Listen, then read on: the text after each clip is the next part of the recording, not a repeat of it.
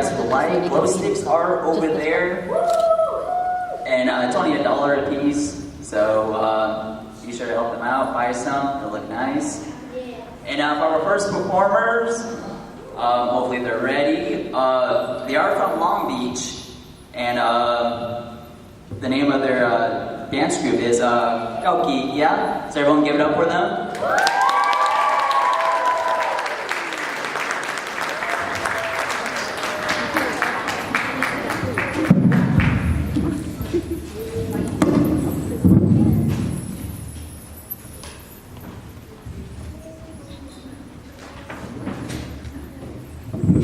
I just want to say that for those of you that don't know Hmong or speak Hmong, the first song that we're performing is Jokshie Dongji Shada. So that means we are very happy to meet you. This is a thank you song for coming to Hmong Night Live or any kind of performance.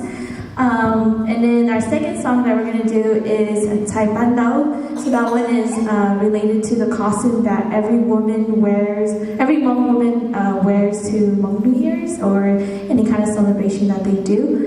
So that song is incorporated with having to dance about the Hmong clothing.